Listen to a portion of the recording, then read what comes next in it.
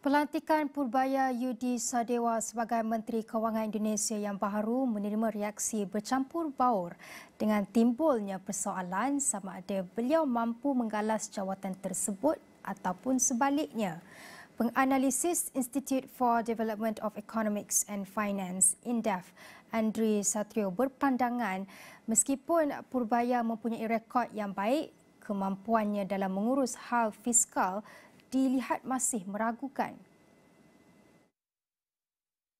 Ya, kami melihatnya sih sebetulnya bahwa Menkyu yang baru ini memiliki track record yang sebetulnya cukup baik ya dari sisi pelaku pasar begitu, karena dulu pernah menjadi direktur dana reksa dan sudah pernah membantu juga di masa kepemimpinan SBY sampai Jokowi begitu ya, dari menjadi bagian dari KSP, lalu juga berada di Menko Marves dan terakhir menjadi kepala LPS gitu. Tapi kita masih melihat bahwa kemampuan beliau untuk mengelola fiskal ini menjadi pertanyaan gitu ya. Bagaimana market bergejolak gitu ya pada saat diumumkan Menkyu Purba sebagai Menkyu baru.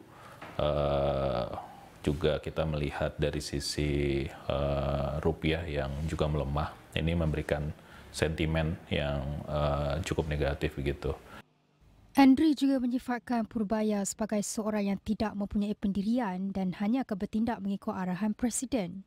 Yang perlu digarisbawahi adalah tuntutan publik itu adalah pada hari ini adalah ketidakadilan fiskal gitu ya. Jadi itu yang menurut saya menjadi pekerjaan rumah utama bagi Menkyu untuk menghadirkan lagi rasa keadilan di sisi anggaran gitu, karena kita bisa melihat saja misalnya anggaran kepolisian yang tumbuh 6% bahkan lebih gitu ya, tetapi anggaran untuk perlindungan sosial tidak sampai peningkatannya 3%. Jadi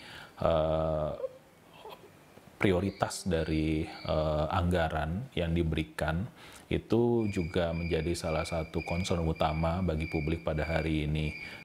Purbaya, 61 tahun, pernah mencuri perhatian beberapa bulan sebelum pelantikannya apabila menyifatkan tabung kewangan antarabangsa IMF sebagai bodoh kerana menurunkan unjuran pertumbuhan ekonomi Asia Tenggara sekaligus memberi gambaran tentang gaya kepimpinannya. Sri Mulyani yang diganti oleh Purbaya merupakan antara Menteri Kewangan paling lama berkhidmat di Indonesia dan telah membina keyakinan pelabur dalam dan luar negara. Pertukaran kepimpinan di Kementerian Kewangan itu berlaku pada waktu genting ketika Indonesia sedang berdepan protes besar-besaran dan ketegangan yang berlarutan sejak 2 minggu lalu.